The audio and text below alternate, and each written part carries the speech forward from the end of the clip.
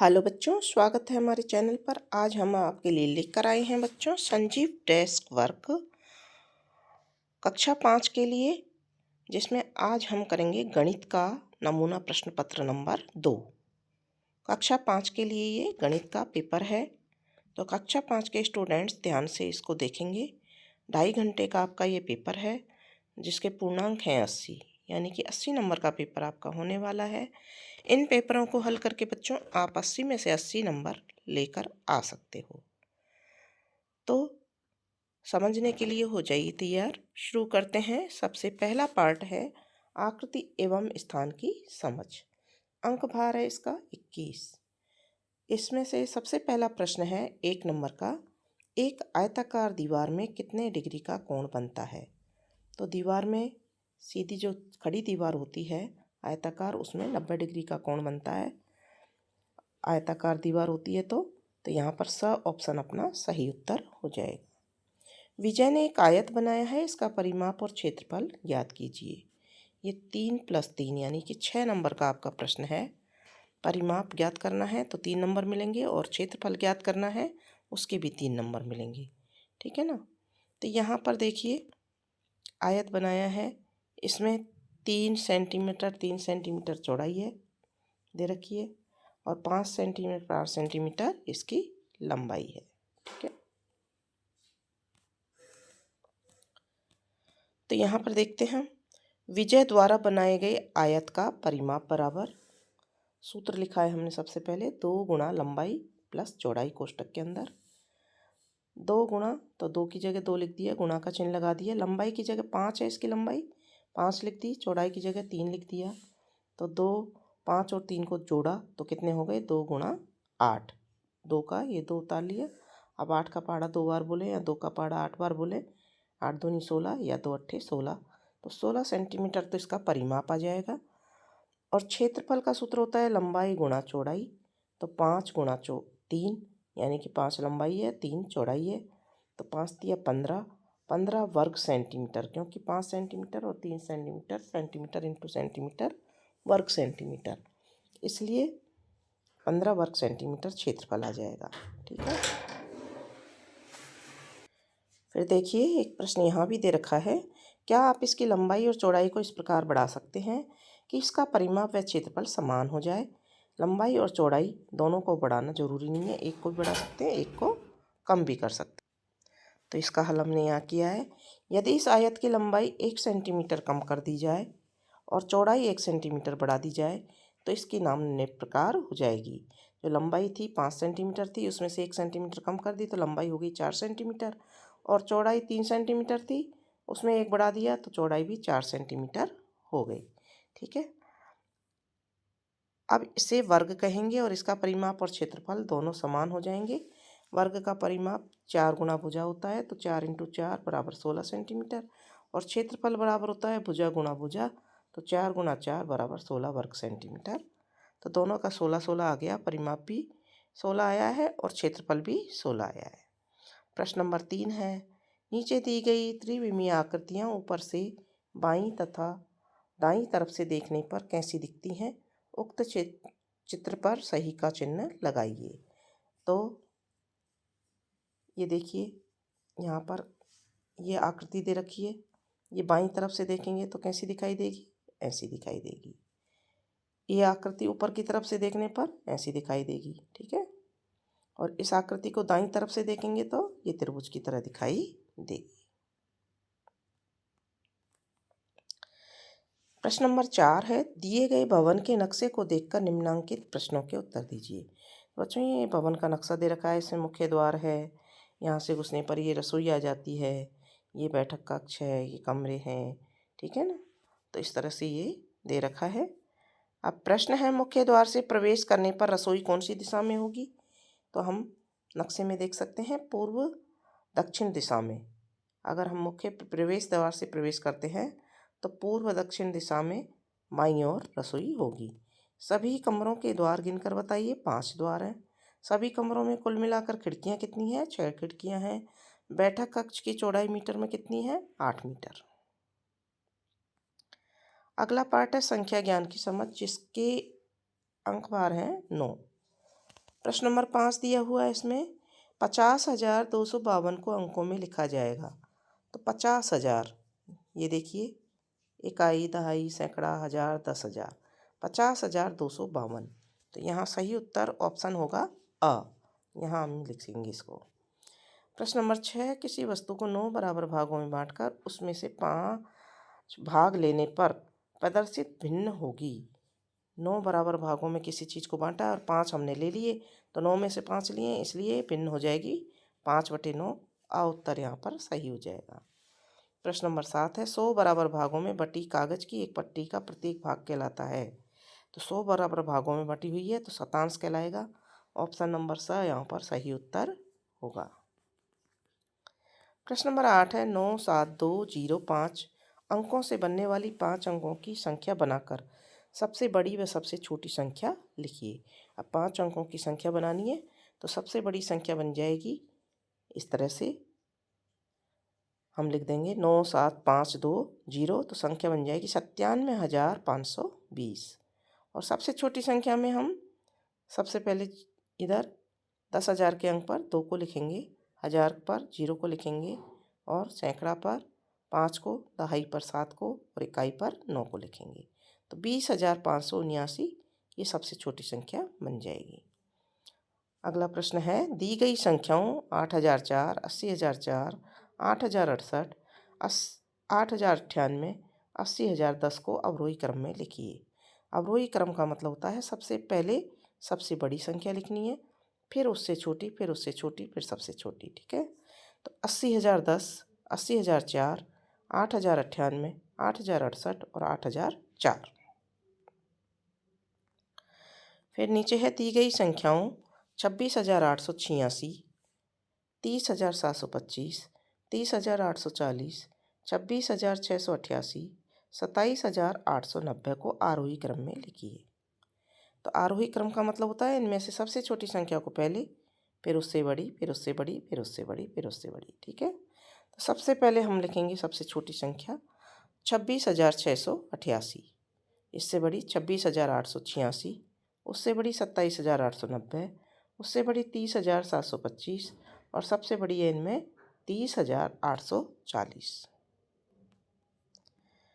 अगला पार्ट आ गया संक्रिया की समझ। अंक भार है इसमें 25 का, यानी कि 25 नंबर का होने वाला है।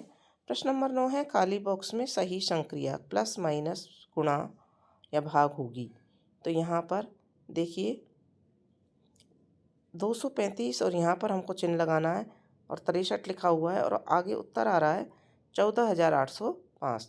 तो हम देखते हैं 235 को जब गुणा करते हैं तो ये उत्तर आता है, इसलिए ब ऑप्शन यहाँ पर सही उत्तर हो जाएगा, गुणा का चिन्ह। ठीक है, प्रश्न नंबर 10 है, एक गांव के चारागाह में 1,335 गायें, 2,430 बकरियां और 1,413 भैंसें चर रही हैं। बताइए चारागाह में कुल कितने पशु चर रहे हैं। तो हम यहाँ लिखेंगे गायें 1,335, बकरियां 2,430, भैंसें 1,413 और इनको सबको क्या कर देंगे, प्लस कर देंगे, तो उत्तर आ जाएगा 5,178 कुल पशु चर रहे हैं।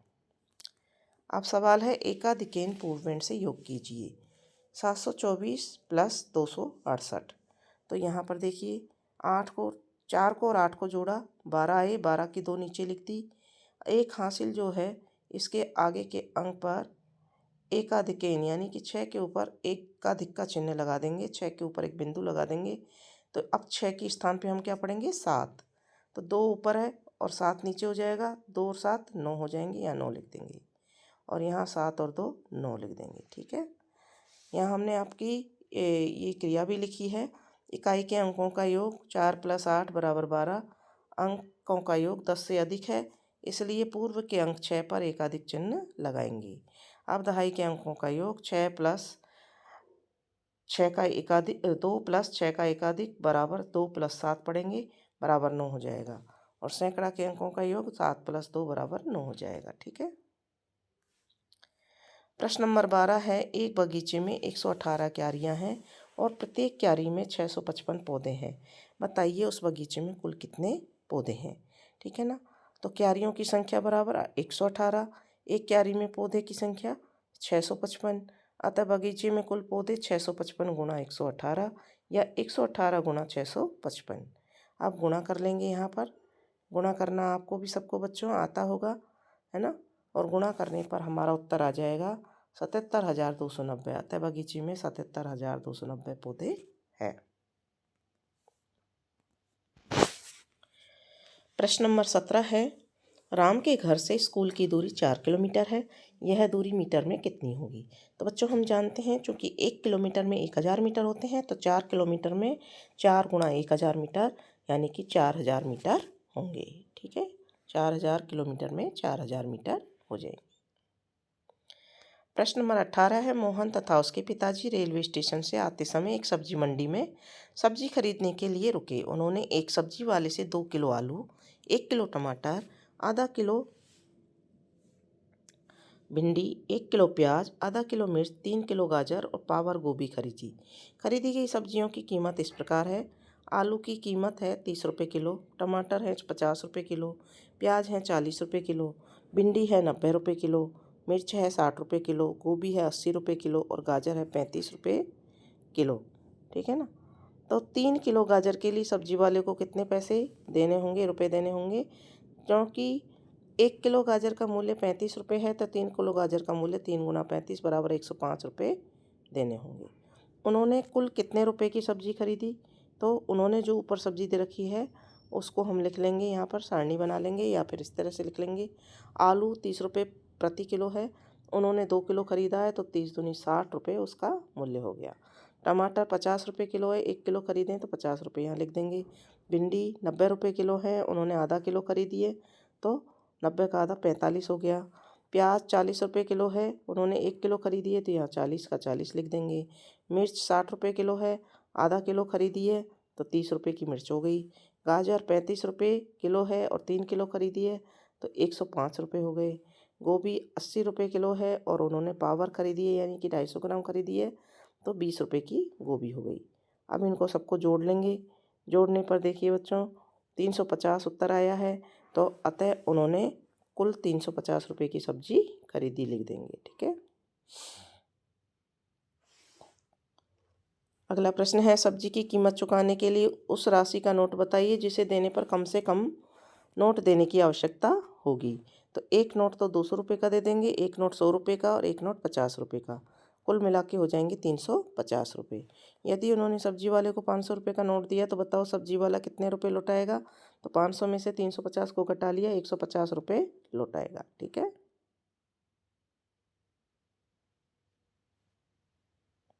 तो यहाँ पर हम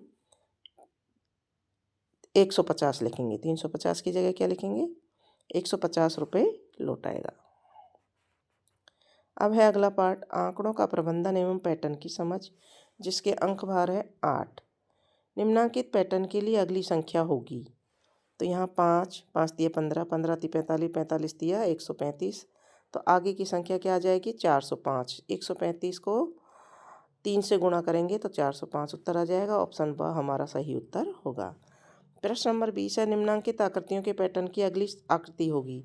यहाँ पर देखिए एक गोला है जिसमें एक चिन्ह लगा हुआ है। 2 भरे हुए खाने हैं जिनको नीचे घुमाने पर ये नीचे आ गए, साइड में घुमाया इधर आ गए।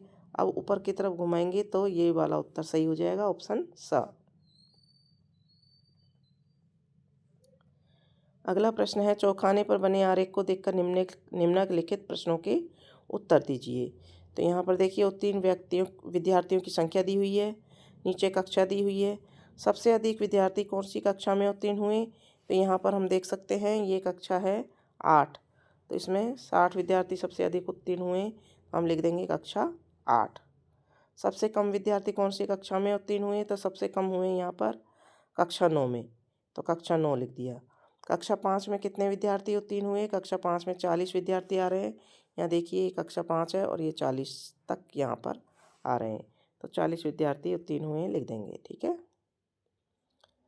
अब है प्रश्न नंबर 22, निम्नलिखित पैटर्न को समझकर रिक्त स्थानों को पूर्ति कीजिए। यहाँ देखिए 7 गुणा 7 49 यानी कि 4 और 9। फिर यहाँ 6 बढ़ा दिया, इसमें भी 6 बढ़ा दिया, तो यहाँ पर बढ़ जाएगा 1 4 और 8 के 9 से पहले 8 आ जाएगा, ठीक है ना। 4 4 8 9, यहाँ पर 49 आया था, अब आ जाएगा 4 4 8 9। फिर एक 6 इधर और बढ़ा दिया, एक 6 इधर और बढ़ा दिया, तो हम एक 4 और बढ़ा देंगे और एक 8 और बढ़ा देंगे।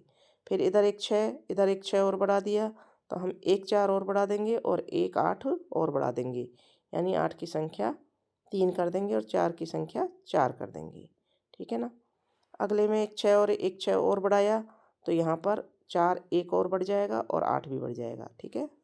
फिर यहाँ एक और 6 बढ़ाया है, यहाँ भी, तो एक और 4 बढ़ जाएगा, यहाँ एक और 8 बढ़ जाएगा, ठीक है।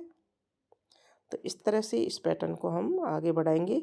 और इसी के साथ में बच्चों आपका ये नमूना प्रश्न पत्र नंबर 2 कंप्लीट हो जाता है। आपको समझ में आ गए होंगे कि किस तरह के सवाल आपके परीक्षा में, बोर्ड एग्जाम में आने वाले हैं। तो बच्चों अच्छी तरह से तैयारी कर लीजिए, किसी का कोई पेपर असली नहीं आएगा, तो उस चक्कर में या किसी के बहकावे में मत आइए। बहकावे में आएंगे तो आप पीछे रह जाएंगे। आप प्रश्नों को, सभी मॉडल पेपर को अच्छी तरह से हल कर लीजिए, मेहनत कीजिए, ताकि आप अच्छे नंबर ला सकें।